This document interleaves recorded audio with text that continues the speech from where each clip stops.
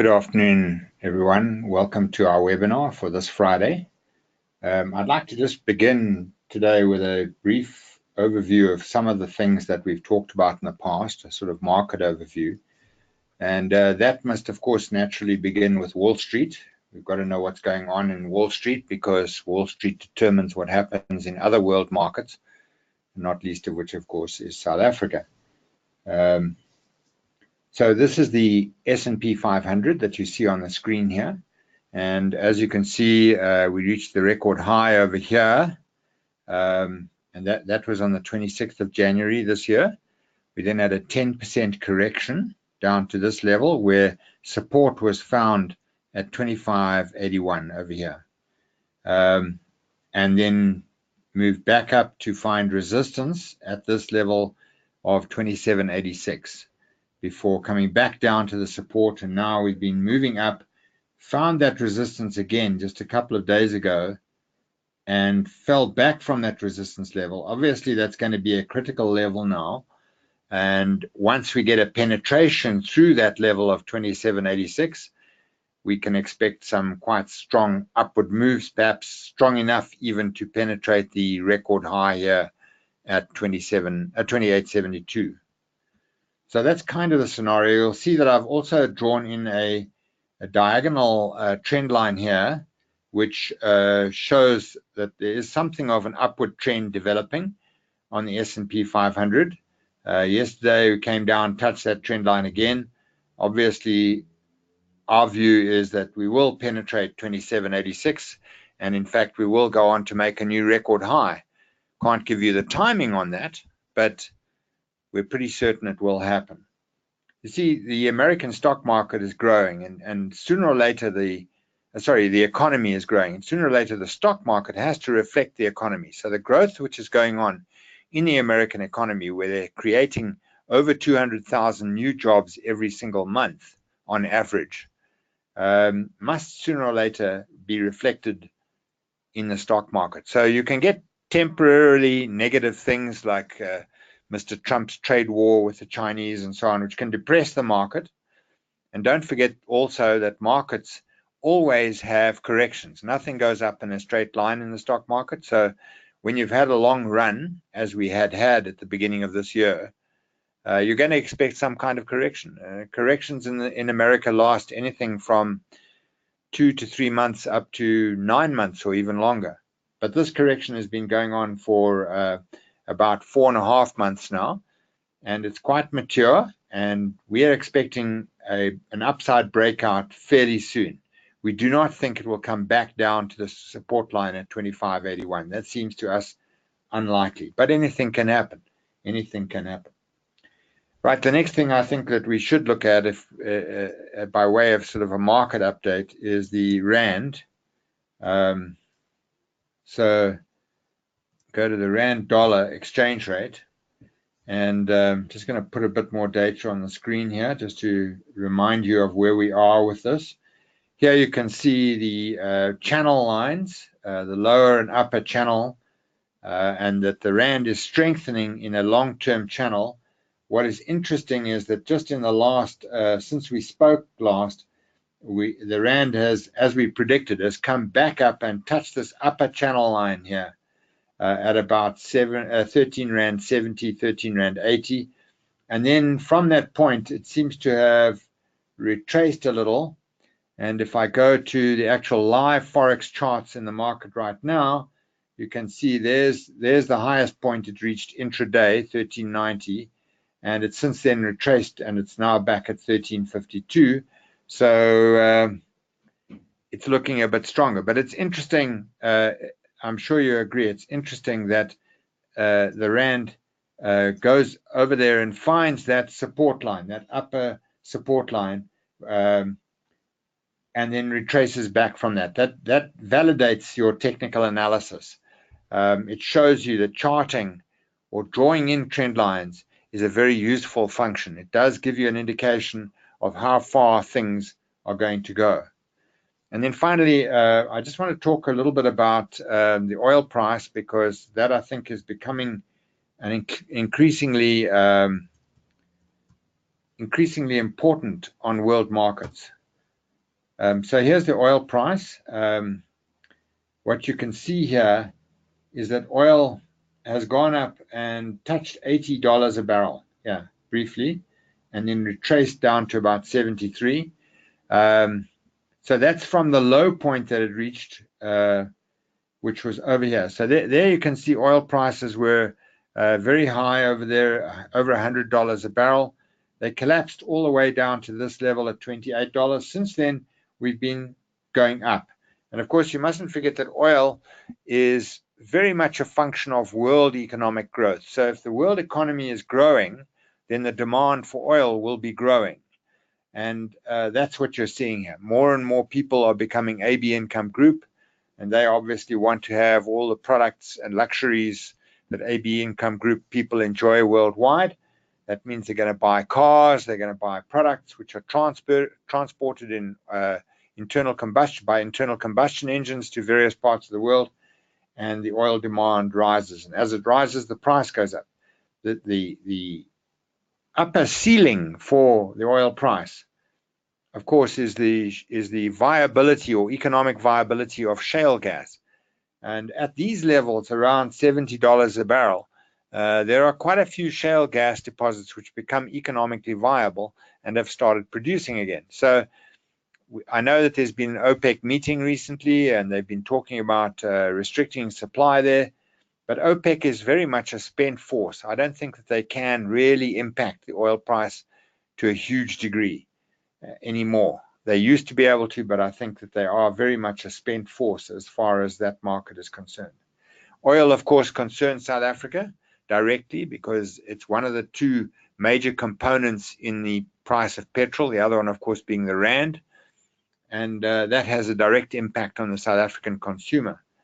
If the petrol price keeps going up the way it has over the last 2 months, the South African consumer is going to take greater and greater strain. And he's not obviously going to spend as much on other things if he's spending more on filling his petrol tank. All right, so that's kind of like looking at a bit of a market overview there. I know that there are some important things that have happened since I spoke to you last Friday. The most important of those being that Pravin Gordhan has stepped into the Eskom debate, and he's basically stopped Eskom from taking a hard line and offering no pay increases this year. And Eskom have now, in cognizance of that, they have offered 4.7%. The unions have said, well, that's a great start, but we will drop our demands from 15% to 9%. So presumably they will find each other somewhere in the middle. I doubt very much if Eskom will be able to hang on to the 4.7% level. And that, of course, is critical. That is important. Eskom is still in a very difficult position financially. They've been overspending for years. They've got massive debts running to 367 billion rand, most of which is guaranteed by the government. And they need to cut costs. They need to cut the number of staff they've got. What's interesting to me is that from 2011 to today, the use of electricity from Eskom in this country has dropped by 5%. So over that period of time, over that 7-year period from 2011 to 2018, we're now using 5% less electricity than we were. Some of that, of course, is because of the load shedding that happened in 2008, and then people started to build their own electricity supplies, either using their own generators or using gas or using renewable energies of one sort or another. And that has had an impact. But another reason, of course, is that Eskom's prices have gone up incredibly over that same period of time. And that obviously means people are just using less electricity.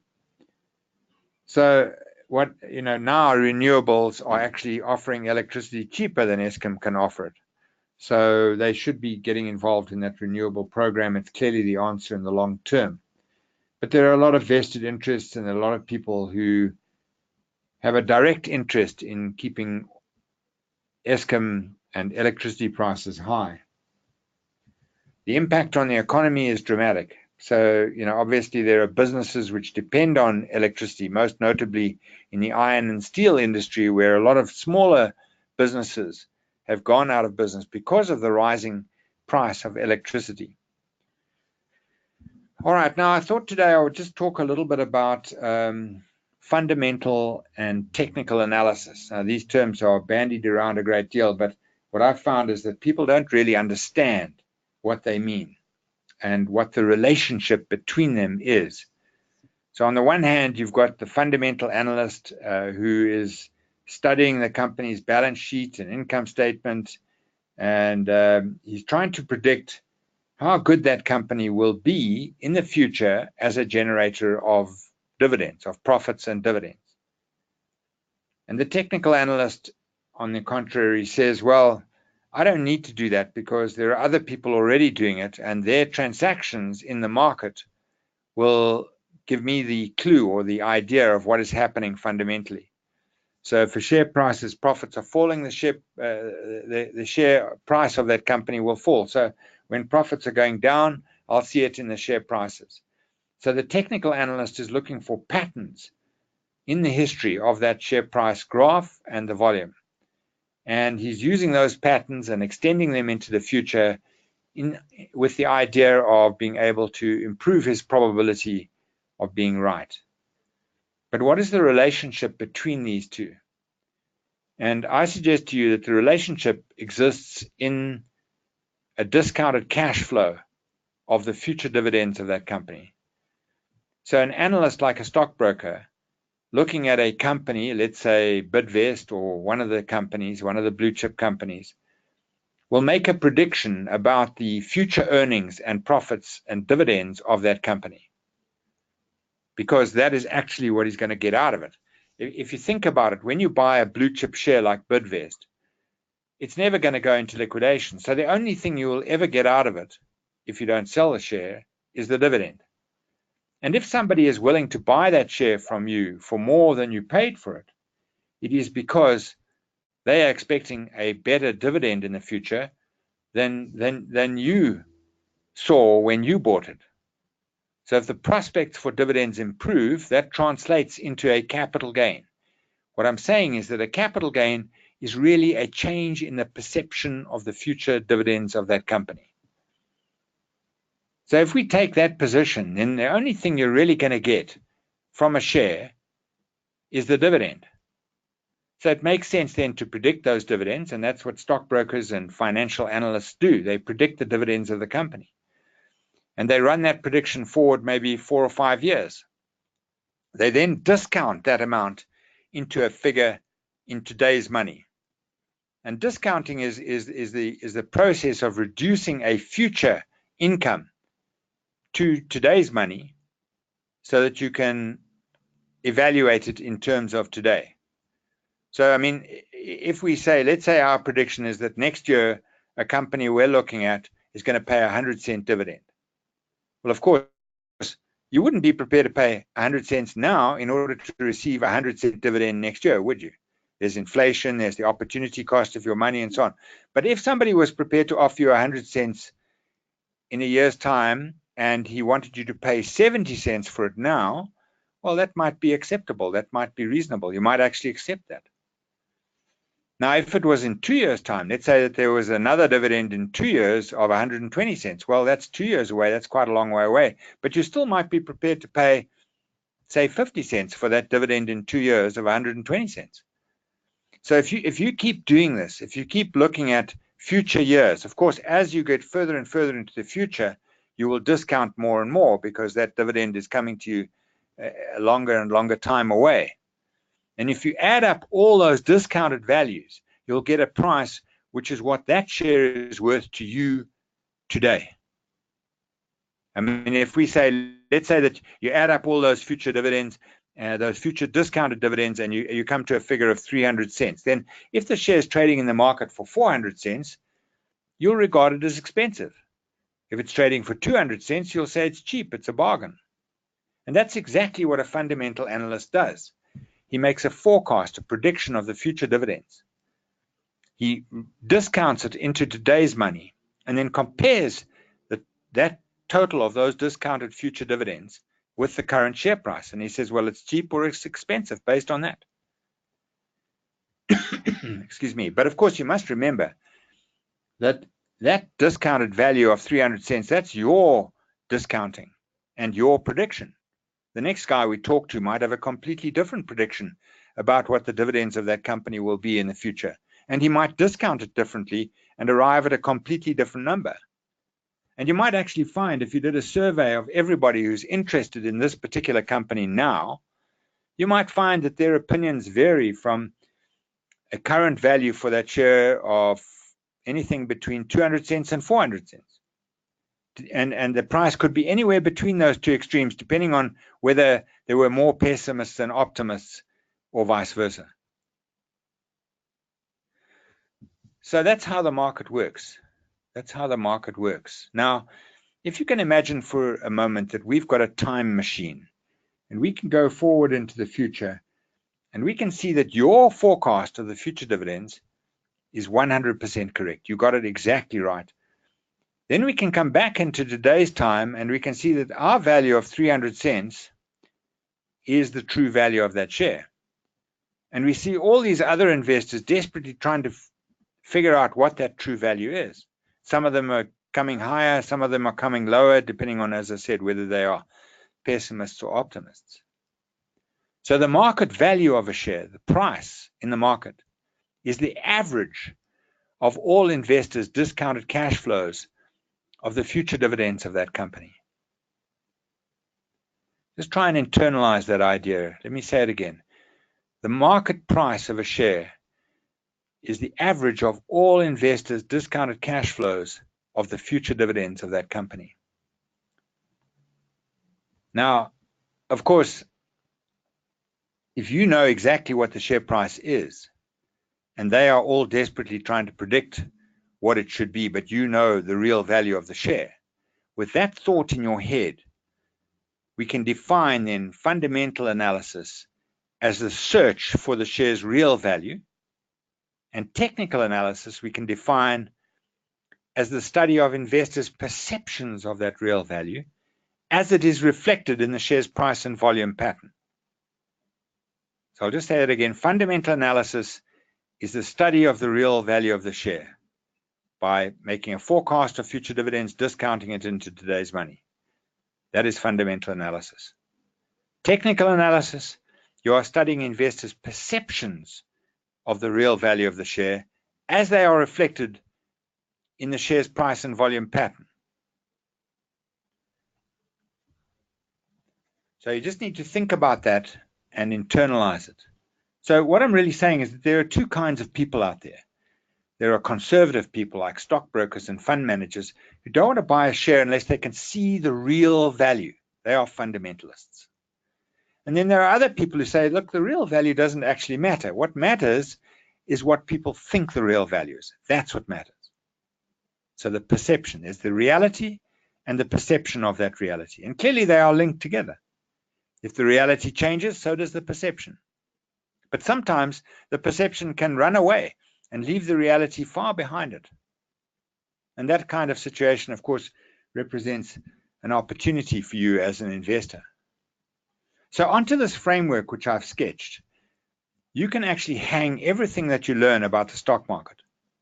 Fundamental analysis and technical analysis. Fundamental analysis, the search for the share's real value by doing a discounted cash flow of the future dividends of that company, your forecast, and then discounting it back into today's money.